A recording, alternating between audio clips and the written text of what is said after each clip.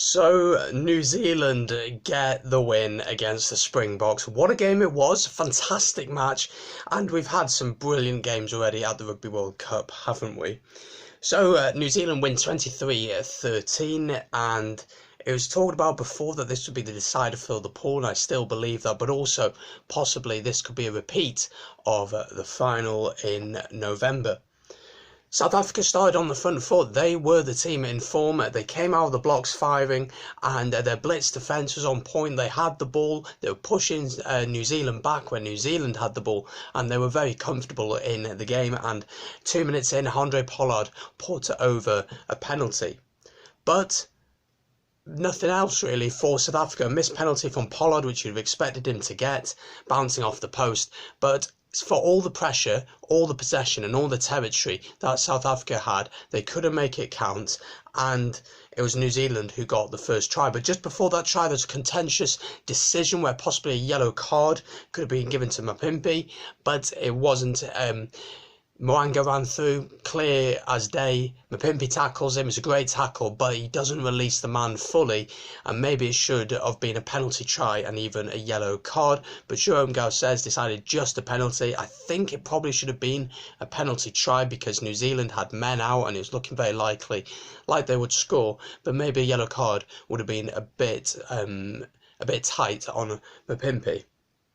But 24 minutes into the game, it's George Bridge who comes and gets the try for New Zealand. This is already a contender for try of the tournament. What a try it was. Sevu Reece from his own 22, running through, lovely offload to Beauden Barrett. He picks his line, he offloads again to Bridge, who scores, and Mo'unga adds the conversion. New Zealand 10, South Africa 3.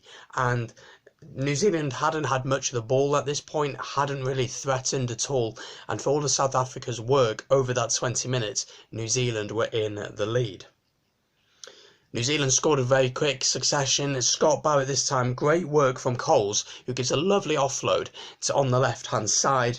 It finds Leonard Brown, who runs in, cuts in, and as any good forward would do, he's on the support line, Scott Barrett, as any good lock, and he's there, and he gets the ball, and he runs in comfortably. Mo'unga, once again, adds the conversion for New Zealand. New Zealand lead 17 points to 3.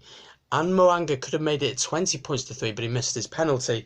So New Zealand went in half-time 17 points to 3, and it really was a 20-minute split between both halves of that first half, with the first 20 minutes belonging to South Africa, but they hadn't capitalised. But then New Zealand having that second 20 minutes and truly capitalising on a great performance.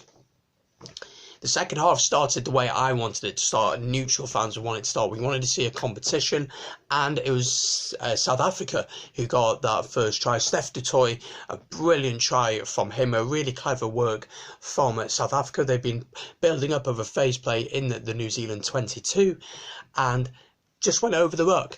There was no defence behind the ruck. Barrett was pulled to one side, and so Steph du Toit just went over the ruck and scored a brilliant try, making it New Zealand 17, and with Pollard's conversion, South Africa 10. So South Africa were back in the game. They were looking strong once again. They were using their tactical kicks, so high balls, and competing for that and getting success with it as well. And Pollard added a lovely drop goal, a delicate drop goal from the 10-yard line after some great play by the forwards. It was quite early to take it on. I felt maybe they should have tried something different, but they needed the points. They needed to make it competitive, and so it was 17 points to 13.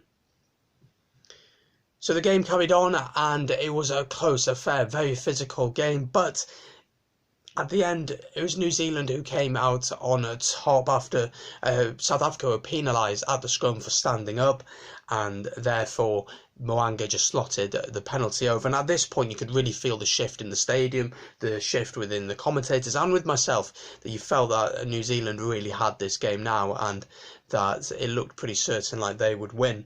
Colby had a fantastic chance to score. He only got the ball in his hands 2 or 3 times, but those 2 or 3 times he really showed what he could do. And if he'd had more ball today, I'm sure he'd have got a try for South Africa.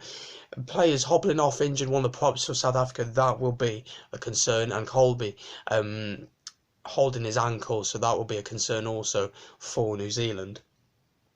But in the 72nd minute, Barrett adds a penalty, which makes it 23-13, and that's how the game finishes.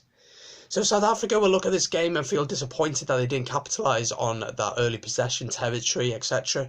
But they'll be pleased by how they came back in the second half. New Zealand, really impressive, really impressive. The fact that they had to, they had to just turn the switch on just like that, and they were playing again, and they were outstanding offloading, breaking the first line of defence, and having great support lines as well. Beauden Barrett at 15 worked brilliantly because this blitz defence of South Africa was flying up so quickly that he could just find gaps in it because they were throwing it deeper to him, and so that was drawing in defenders, opening gaps for him. And when you have support lines like Aaron Smith, Leonard Brown, all giving you options, then you're going to look pretty good on the day. So what does this mean for the pool? Well, New Zealand will go top as Italy face Namibia tomorrow morning. There is a preview on the channel, so do go check that out, link in the description.